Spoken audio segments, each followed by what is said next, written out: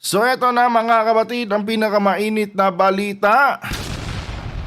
Bangkay ni Yusek Cabral mga kababayan na natagpuan po sa Camp 4 sa may Cannon Road dyan sa may Tuba, Benguet. Kinumpirma na po mga kababayan ni DILG Secretary John Vic Rimulya. So sa madaling sabi mga kapatid, legit na bangkay talaga ni Yusek Cabral yung nirescue doon mga kababayan noong nakaraang December 19. So ang tanong na lang dito ngayon mga kabatid, na naglalaro sa aking isipan, bakit ginawa yun mga kababayan ni Yusek Cabral? Bakit mas pinili niyang tapusin yung kanyang buhay kumpara mga kabatid, sa ipagtanggol niya ang kanyang sarili at isiwalat, itong mga korap na politiko na dumaan sa kanyang opisina. At yan po ang ating pag-uusapan ngayon mga kababayan sa videong ito. Pero bago tayo magpatuloy mga kabatid, huwag niyo po sanang kalimutang i-like ang ating video ngayon para i-share pa po ni YouTube sa iba pang hindi pa nakakapanood. So for context mga kababayan, panoorin muna natin ang balitang ito at bigyan po natin ng ating personal na opinion at reaction. Hindi, gusto ko lang paalam sa lahat na confirmed na si former Yusek Cathy Cabral ang nakitang labi doon sa ilalim ng bangin sa Tuba, Benguet. Siya ay isinagawa ng isang autopsy at DNA swab. Okay. At unofficially, yung DNA swab ay lumabas na siya talaga yon, plus the fingerprints, plus the identification of the family. Yeah. At lumalabas rin na consistent sa investigation sa follow-up investigation. Number one, walang sa kotse, walang signs of struggle. Walang blood stains. Number two, ang autopsy ay consistent with blunt force trauma from a high fall. A fall. From a fall. Nakahulog. Number three, mag-isa talaga siya sa lugar na yon nung binaba ng driver. Walang witnesses. So yan na nga mga kababayan, ayon kay DILG Rimulya mga kabatid, yun nga nakitang bangkay doon na kanilang ni-rescue ay lehitimo, na katawan po yun ni Yusek Cabral, and dumaan na rin sa autopsy, 'di ba? Napatunayan sa autopsy na yun na nga wala daw kumbaga walang nakitang foul play. Dahil maging doon sa sasakyan na kanilang sinakyan mga kabatid ay wala ding bahid ng karahasan di umano. Kumbaga walang nangyaring gulo sa loob ng sasakyan, parang ganun ang sinasabi ni John Vic Rimulya. Pero ang tanong dito mga kababayan, na hindi pa rin nasagot ng mga otoridad natin. Bakit nagpatiwakal itong si Yusek Cabral? 'Di ba? Yun yung tanong dito mga kapatid. Nandoon na tayo na siya nga yung nasabing bangkay. Pero mga kababayan, anong rason para gawin ni Yusek Cabral yung bagay na yun? Kasi base sa record ni Yusek Cabral mga kapatid, isa siyang intelligenteng engineer. 'Di ba? And napakatagal na po niya sa DPWH. 'Di ba? So bakit ngayon mga kabatid, bakit mas pinili ng undersecretary na tapusin na lang yung kanyang buhay kumpara sa bigyan niya ng hustisya, yung mga buwis ng taong bayan na binulsa mga kababayan itong mga politiko na ito. Alam niyo mga kabatid, sa tingin ko dito, ito personal ko lamang na opinion to ha. At gaya ng sabi ko sa inyo, hindi po ito sumasalamin sa opinion ng mga eksperto. Siyempre, nandito kayo sa ating channel, kaya ibabahagi ko sa inyo ang aking opinion, pero hindi ko sinasabing dapat yung paniwalaan ito. Alam niyo mga kababayan, sa tingin ko dito, may malalim na rason itong si Yusek Cabral kung bakit niya mas piniling tapusin na lang yung kanyang buhay kumpara mga kabatid sa magsalita pa siya dyan sa mga investigasyon na isinasagawa ng Senado, ng Blue Ribbon at ng ICI. At tingin ko dito mga kababayan, na pressure itong si Yusek Cabral. No. Isa yan sa tinitingnan kong anggulo dito. Or baka naman mga kabatid, tinakot siya. No, na pressure in the sense mga kababayan na siguro may mga politiko na patuloy siyang pinagbabantaan, no, na pag nagsalita ka diyan Yusek, no, buong angkan mo idadamay namin. Kasi kung titignan natin mga kabatid, no, hindi biro yung pera ng kaban ng bayan na nawala dahil dito sa mga korap na mga politiko na ito. Trilyones mga kababayan ang kumbaga trilyones mga kabatid yung pera na galing sa kaban ng bayan na naibulsa nitong mga politiko na involved sa isyong ito. So ngayon mga kababayan, itong mga politiko na ito, gagawin talaga nila lahat ng bagay mga kapatid, wag lang silang ma-expose. 'Di ba? Kasi kung trilyones na mga kababayan, yung kanilang mga nanakaw mga kapatid, no? Magkano lang ba ang buhay ng tao? No? Kung magha-hire sila mga kababayan, no, ng mga expert na mga kriminal. 'Di ba? So siguro, sa tingin ko dito mga kapatid, no? Wala nang ibang choice si Yusek Cabral. Kasi mga kababayan, kahit maglaya siya, no, kahit mag-ibang bansa siya, tataka siya mga kabatid, patuloy pa rin naman siyang tawag ito, hahabulin ng batas. And alam naman natin mga kababayan, na under sa Marcos administration, halos lahat ng mga kriminal mga kabatid, yung mga bigating kriminal ay hindi talaga nakatakas, no, sa administrasyon ni PBBM. Si Kibuloy nga, di ba? Nagtago na saan-saan mga kababayan, naligwak pa rin. Si Duterte, na isang makapangyarihan mga kababayan, no, na presidente sa Pilipinas, saan ba siya ngayon? Napakulong pa rin. Si Tebes mga kabatid, no? Although it takes time, no, bago na nakahon itong si Tebes, pero mga kababayan, ang ending pa rin ni Tebes sa kulungan. Kaya itong si Yusek Cabral, no, sa tingin ko dito, nawalan siya ng option. Kasi siguro naisip niya na kahit lumayas ako, no, kahit mag-ibang bansa ako, matutunton pa rin ako ng mga otoridad ng Pilipinas. At ang mas worst pa doon, no, yung pera na allegedly, no, na-kickback din niya dito sa mga tawag nito, mga insertion ng mga politiko, hindi din niya magagamit dahil pwedeng ipa-freeze ito ng gobyerno. So wala na talaga siyang option. At isa pa mga kababayan na nakikita ko dito, kung tatakas itong si Yusek Cabral mga kabatid, no, may tendency pa rin mga kababayan na ipapahunting siya nitong mga involved na politiko. Kasi ang iniisip na lang mga kabatid nitong mga hinayupak na mga politiko na involved dito sa malaking corruption sa DPWH, ang iniisip na lang ng mga yan, isiguraduhin talaga, no, na hindi makapagsalita itong si Yusek Cabral. So sa madaling sabi mga kababayan, no, kahit maging option pa ni Yusek Cabral ang mag-ibang bansa, no, tumakas mga kabatid sa dito sa mga kinakaharap niyang kaso, hindi pa rin siya makakaligtas, no, dito sa mga politiko na kung saan affiliated siya dahil dito sa mga bigating insertion. Kaya ang ending, no, kaysa naman madamay pa yung kanyang buong angkan, no, siguro itong si Yusek Cabral, mas pinili na lang niya mga kabatid na tapusin na lang yung kanyang buhay. Ngayon, ang dapat aralin dito ng ating mga otoridad, mga kababayan, is kung sino-sino ba yung mga politiko na patuloy na pinipressure itong si Yusek Cabral. Kasi sigurado mga kabatid, no, itong mga sangkot dito, no, patuloy itong pinipressure si Yusek. 'Di ba? Hindi pwedeng hindi mga kababayan. Meron talaga mga bigating politiko diyan na involved dito ang patuloy na tinatakot itong si Yusek. No? Posible 'yon mga kababayan. To the point na siguro napuno na si Yusek, no? Dahil nakita na niya na wala na siyang ibang option eh. Oh.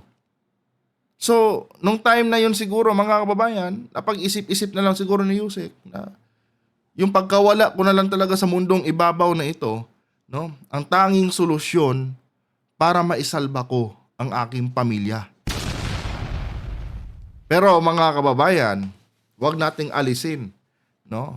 Sa ating isipan mga kapatid na merong nag-pressure sa kaya Undersecretary Cabral para gawin niya itong bagay na ito. Anyway, tuloy muna ito mga kapatid. Walang witnesses pero it turns out nung umaga sinubukan niya na. Nakita lang ng pulis kaya umatras siya. Pero nung bumaba siya, parang pagbaba kasi ng driver ng 2 kilometers down para magpagasolina. Pagbalik ng driver, di na siya nakita eh. So baka doon pa lang tumalon na. Ayun na. So alam niyo mga kababayan, actually may pananagutan din dito yung driver eh. No? I-disregard na natin mga kapatid yung unang yung unang hula natin sa nangyari dito, patungkol dito, no? Alam niyo, nung una pa lang daw, nung umaga pa lang, may mga ganong attempt na si Yusek. Oh. So dapat mga kababayan, no? Kung merong ganong mga na-observe itong driver na ito, hindi ba dapat mga kapatid, ang una niyang dapat gawin is i-contact yung pamilya ni Yusek? Oh. Kasi kung ako ang driver, tapos yung amo ko, may mga ganyan ng mga pinapahiwatig na gusto na niyang tapusin yung kanyang buhay. Talagang tatawagan ko. Ayon sa gusto ng amo ko, tatawagan ko yung pamilya niya. Dahil mga kapatid, pag may nangyari dyan, walang ibang sisisihin kundi yung driver. Oh. Kaya nga nagkaroon tayo ng iba't ibang no? Nagkaroon tayo ng iba't ibang analyzation patungkol dito sa involvement ng driver eh. Dahil mga kababayan, siya lang ang kasama ni Yusek that time. Oh. Ito din driver na ito mga kapatid, wala din common sense. No? Nung umaga pa lang, hindi na maganda timpla ng amo niya. Oh. So, anong oras kayo nagpunta dyan? Alas 10. Nagpunta kayo ng Baguio. And then 2:30 ng hapon, no? Bumaba kayo uli dyan. 'Di ba? So, sa pagitan ng alas 10 at ng 2:30 mga kapatid, kung tinawagan niya ang pamilya ni Yusek, 'di ba? Nakarating sana at naremedyohan pa nila itong mga pagtatangka ni Yusek sa kanyang buhay. Oh. Siyempre, mako-comfort siya pag nakita niya na nandyan yung pamilya niya, umaalalay sa kanya. Oh. Isa din yan mga kapatid sa mga anggulo na tinitingnan ko na masasabi kong posibleng dawit dito or madawit dito talaga itong driver na ito. Oh. Tsaka yung mister niya, ewan ko ba? Yung mister niya mga kapatid, alam na niya na mabigat itong kinakaharap ng kanyang misis na problema. Pero mga kababayan, parang baliwala lang din sa kanyang mister yung pinagdadaanan ni Yusek Cabral. Pero inyo, nagpunta sila ng Baguio. Oh, nagpunta ng Baguio si Yusek Cabral na ang kasama lamang niya ay driver. Kung ikaw matino kang asawa, no? Mawala lang ng 2 or 3 oras sa paningin mo yung asawa mo, dapat nagpapanik ka na eh. Tinatawagan mo na yung possible na pwede mong makontak kung nasaan yung misis mo. Pero mga kababayan, lumalabas dito, no, na itong mister niya, mga kapatid, dumating lamang after mabalitaan na wala na itong kanyang misis. Ang dami talagang question mark mga kapatid sa nangyari dito kay Yusek Cabral. 'Di ba? Napakarami talaga mga kababayan. And ito ang driver na ito, no, dapat talagang maimbestigahan ito. Dahil mamaya niyan mga kapatid, meron pala siyang alam, no, kung bakit nag-commit, no, itong si Yusek Cabral na kitilin yung kanyang buhay. 'Di ba? Panigurado yan mga kababayan, alam niya ng driver. Or may kaunting alam diyan itong driver. Or the other way around tayo mga kapatid. baka may ginawa talagang hindi maganda itong driver kay Yusek. Oh. Kasi mga kababayan, silang dalawa lang. No? Nakapagtataka mga kabatid na itong driver, wala ding ginawang action noong mapansin niya na medyo hindi na maganda ang ginagawa nitong kanyang amo. Oh. Kasi nga, gaya ng sabi ko sa inyo, kung concern siya sa amo niya, dapat nung nag-attempt si Yusek noong umaga pa lang, nung nag-attempt siya na tumalon, mga kababayan, dapat kinontak na niya yung asawa ni Yusek. Now, sir, si ma'am kasama ko ngayon, nandito kami ngayon sa Cannon Road. On the way to Baguio kami. At medyo hindi maganda yung mga ginagawa ni ma'am. No, baka pwede nyo kaming sunduin dito. Wala eh. 'Di ba? Walang ganun, mga kababayan. Tapos yun na nga, ang pinagtataka pa ng taong bayan, bakit nung una, itong mister niya, ayaw din ipa-autopsy kaagad itong kanyang asawa. Oh. Diyan pa lang mga kababayan, makikita na natin na para bang, hindi naman sa ginajudge ko yung kanyang mister. Pero, syempre mga kapatid, may asawa din ako. Kayo din, may mga pamilya din kayo. Oh. Sa mga ganyang sitwasyon na may nangyaring hindi maganda sa inyong mga partners in life, mga kababayan, ang una nyo talagang gagawin, paimbestigahan at alamin ang katotohanan kung bakit umabot sa ganyan, no? Yung mga mahal nyo sa buhay. Oh. Pero itong kanyang mister, di ba? There is something fishy, mga kabatid, sa pagitan ni Yusek at ng kanyang mister. Hindi natin pinagbibintangan siya. Pero, syempre, sa typical na pamilya, no, sa typical na mag-asawa, dapat inaalam mo kung saan pumupunta yung misis mo. O, yung iba nga dyan no, nakakagawa ng hindi maganda kapag na-monitor nila na yung misis nila nakikipag-usap o sumama sa ibang tao nang hindi nila alam. 'Di ba? How much more pa itong si Yusek, mga kababayan? No, na isang bigating tao. Oh. Meron talagang mali. Yun yung naoobserbahan ko dito. At itong driver na ito, dapat talaga, mga kabatid, isa-ilalim ito, no, sa investigasyon. And gaya nga ng sabi ko sa inyo, ang dapat na gawin ng ating gobyerno, no, ng ating mga otoridad, is safekeep nila ang pamilya nitong driver. No? Kasi baka mamaya dyan, takot lang magsalita itong driver sa kanyang mga nalalaman, no, patungkol kay Yusek dahil nangangamba siya na baka yung pamilya niya balikan pag nagsalita siya. Oh. So yun ang pinaka-the best way dito, mga kapatid, na gawin sana ng ating gobyerno. Tuloy muna natin to. Lumalabas. So, ang cause of death, blood force trauma. Wasak ang kanan na bahagi ng mukha niya. Bali ang kamay, bali ang tuhod, at saka dito sa likod basag, at saka yung kanyang ribs ay nag-ribcage ay shattered towards the internal organs. So, Medyo mataas talaga, mga 30 meters. 30 meters Yung, 30 meters, sir. tsaka pure O talagang magkanda lasog-lasog ka dun. Kasi yung babagsakan mo, bato. Hindi lang basta bato, malaking bato, mga kababayan. Talagang magkanda lasog-lasog ka kung 30 meters yung lalim. Oh. Pero ganun pa man, mga kapatid, yun na nga. Yung mga tanong natin, no, hindi pa po nabibigyan ng kasagutan. Tsaka itong driver niya, bakit mo hinayaan yung amo mo? 'Di ba? Kung may malasakit ka sa amo mo, bakit mo siya hinayaan na mag-isa nung gabi na 'yon? Nung hapon na 'yon. Oh. Bakit mo siya iniwanan doon? Kasi that time kasi, mga kapatid, no? Kung ipipicture out natin yung pangyayari, that time hindi na maganda ang tumatakbo sa isip ni Yusek Cabral. So dapat, no, pwede mo nang i-insist diyan yung pagiging humanitarian mo no? Na ma'am, pasensya ka na pero sa point na to, ma'am, baka madamay kasi ako. Oh. Whether you like it or not, ma'am, hindi kita pwedeng iwan dito na mag-isa. No, dahil pag may nangyari sa inyo, ma'am, madadamay ako. Ayaw ko naman, ma'am, na madamay ako dahil pamilyadong tao din po ako. May mga ganun Pero, mga kababayan, hindi na-apply dito yung pinaka-common sense. according nga sa driver, no? Tinitignan-tignan pa niya yung kanyang amo.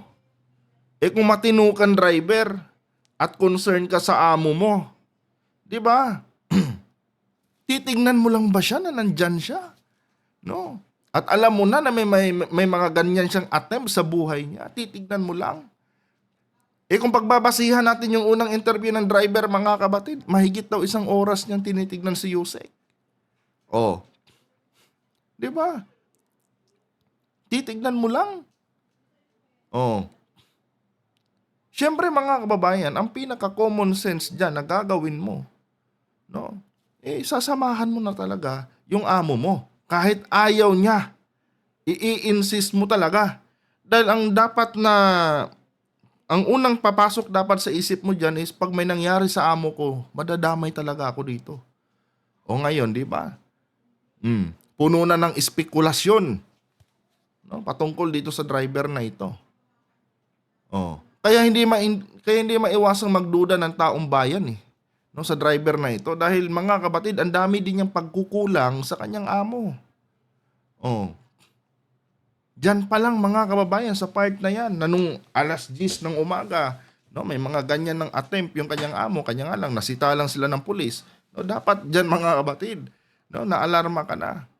At ang pinakauna mo talagang ginawa dapat is tinawagan mo yung pamilya ng boss mo. At nung niyaya ka niya pabalik dyan, dapat hindi mo na iniwan.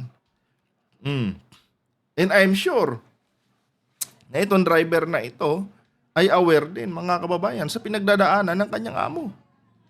Oh.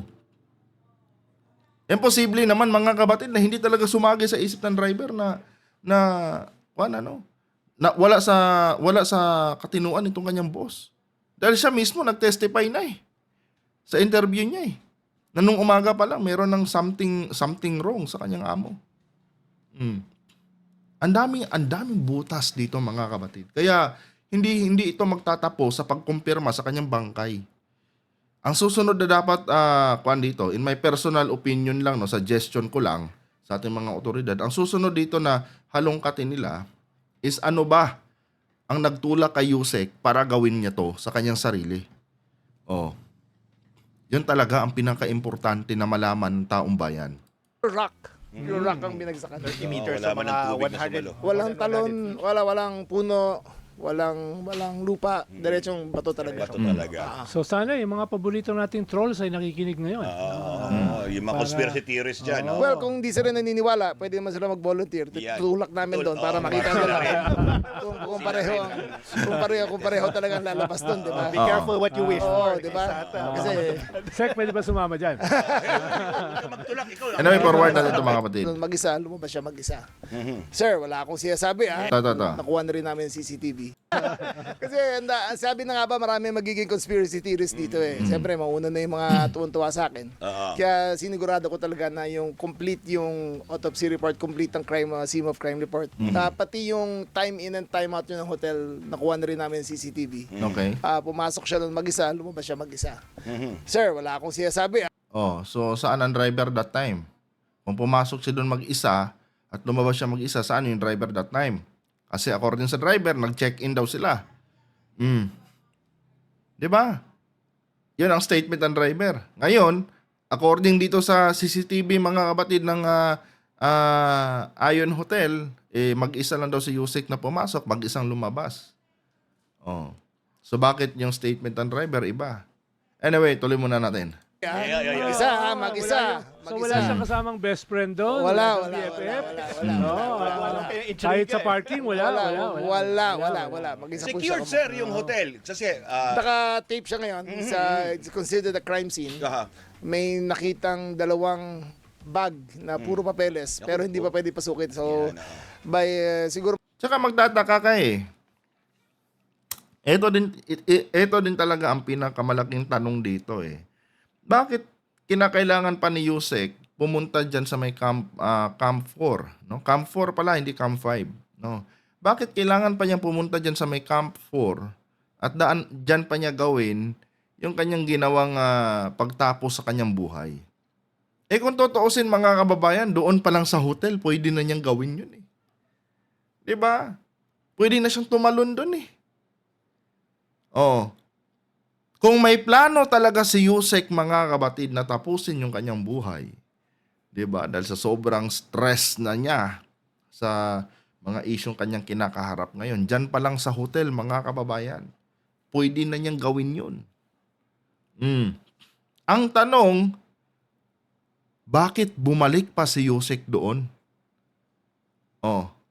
Bakit doon pa niya ginawa, mga kabatid? No? Yung bagay na 'yon. At hindi na lang doon sa hotel. Ganong mag-isa lang din naman pala niya sa loob ng hotel. So technically, no? Pag tumalon siya dyan sa bintana, walang sisita sa kanya, walang pipigil sa kanya. 'Di ba? Yan yung mga tanong dito, mga kabatid, na medyo kailangang sagutin to ng ating mga otoridad. Oh. Ano bang meron sa Camp 4? Oh. Anong meron sa Camp 4? Bakit kailangan ni Yusek bumalik doon at doon pa niya gawin? No? Yung mga bagay na yun, bakit hindi sa hotel? Maging kayo siguro mapapatanong din, ano? O nga, no? Kung mag-isa lang naman pala niya sa loob ng hotel, pwede na niyan tapusin yung buhay niya doon, eh. Basagin mo lang yung bintana or buksan mo lang yung bintana, tumalon ka, diretso, boom! Di ba? Ano yan, namimili si Yusek ng lugar? Oh. Ano yan, sinisigurado ni Yusek na kapag dyan siya tumalon, talagang deads na siya. Oh. Yung hotel, mga kababayan, i-research nyo yung hotel, ha? Oh. Napakataas ng hotel na yon. Kung doon siya tumalon, mga kabatid, no, bago siya bumagsak sa baba, nagkandalasog-lasog na rin siya. Pero bakit hindi niya ginawa doon? Bakit sa Camp 4 pa? Oh. Yan po ay tanong lamang natin, no? Tanong lamang natin, mga kabatid. Dahil ang dami talagang mga loopholes dito sa mga balita tungkol sa pagkawala ni Yusek. Tapos na tayo doon sa kumpirmahin kung siya ba talaga. Ngayon, ang rason na lang ang ating hinahanap dito kung bakit niya ginawa yun. Oh. At bakit kailangan niyang gawin yan sa Camp 4 at hindi doon sa hotel na kung saan doon sila nag-check-in. Di ba? Pero ma'am, na yung hapon makukuha na namin yung warrant, pwede namin makuha yung nasa Para talagang preserve yung crime scene. Kasi ang balita ko nga po, inyong sinibak na o nirekomenda isibak itong mga polis sa Tuba, no? Dahil hindi nila tinrato na crime scene. Oo, nung unang Isa pa to, mga kabatid. Meron ng nagpatiwakal, no? Pero yung mga pulis na rumisponde, parang hindi naman mga pulis, mga kababayan. Imbes na i-secure yung buong area, no? Imbes na lagyan nila yung yung kulay dilaw nila ng mga tape, 'di ba? I-secure, tapos lagyan ng markings, no? Yung mga gamit ni Yusek, no? At kung saan siya nakaposisyon, kasi usually ganun ang ginagawa ng mga taga-Soko, eh. Imbes na ganun ang gawin, mga kabatid, hindi nila trinato, no, na crime scene yung lugar. Oh. Bakit ganun? 'Di ba? Yun talaga, mga kababayan, eh. There is something fishy talaga, mga kabatid, sa nangyari dito kay Yusek. Pero pati mga otoridad natin sumablay. At ang ginawa nila, kinuha nila yung mga gamit, inipon nila yung mga gamit na parang hindi galing sa isang crime scene at ibinalik doon sa pamilya. Oh. May mali, mga kababayan, sa proseso. At may mali talaga dito, no? Meron pa tayong hindi natutumbok dito, mga kabatid, sa likod, no? Na sa nangyari kay Yusek Cabral. Meron pa, mga kababayan, ang daming mga mystery, no? Nitong pagkawala ni Yusek Cabral. Ano? Dahil hindi nila tinrato na crime scene. Oo, nung unang dumating sa akin ng report, nakita kasi pumasok sa system namin yung mga 12 midnight nung kinonfirm na siya talaga yun. Nakita ko siya mga 4:30. Nung pina-follow up ko yung reports, hindi nila tinrita sa crime scene. Pero for a highly controversial character involved in the biggest scandal in Philippine history, bakit di naman nila sinabing tinanong man lang, baka may iba nangyari dito. Correct. So ito yung matitirang mga mga police tolongges Kaya Hindi pero strongest, no? Tolongges ba talaga, Secretary? O planado na talaga yan? 'Di ba? Kaya nagkakaroon ng pagdududa ang taong bayan eh. Kasi kung pagbabasihan lang natin mga kababayan, yung ginawa ni Yusek na tinapos sa yung kanyang buhay, pag yun lang ang titignan natin, ang in my personal analyzation, baka dalalan talaga sa pressure sa kanya kaya niya ginawa yon. Pero pag ilalagay na natin sa picture, no, itong mga pulis na rumispondi diyan, bakit may negligence na nangyari? High profile yung tao. 'Di ba? Tapos hindi nyo man lang sinecure yung nasabing crime scene. Hindi nyo trinato as crime scene. No. Yung binagsakan ni Yusek Cabral doon.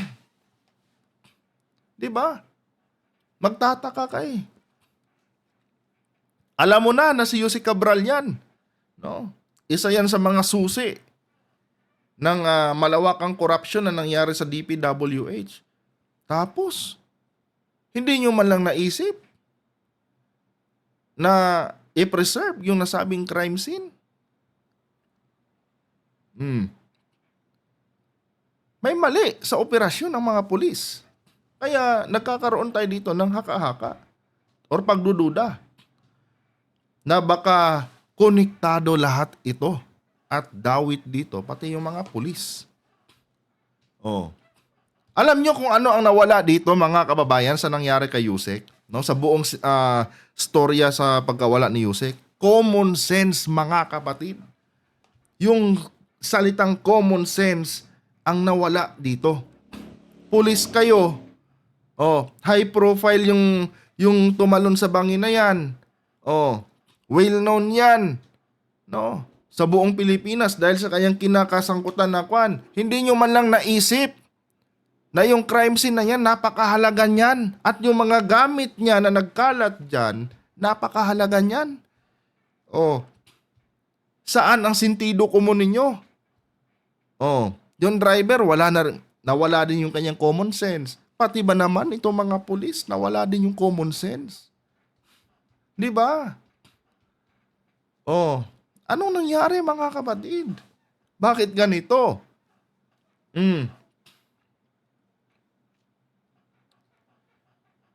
May tao sa likod nito mga kababayan. Naniniwala ako. May tao. No? Kasi marami talaga mga bigating mga politiko ang dawit dito. Orchestrated na to mga kapatid, kumbaga. No? Yan ang paniniwala ko. Well, personal ko lamang na opinion to Hindi ko sinasabing dapat yung paniwalaan ito. Kayo na bahala ang humusga mga kapatid. No?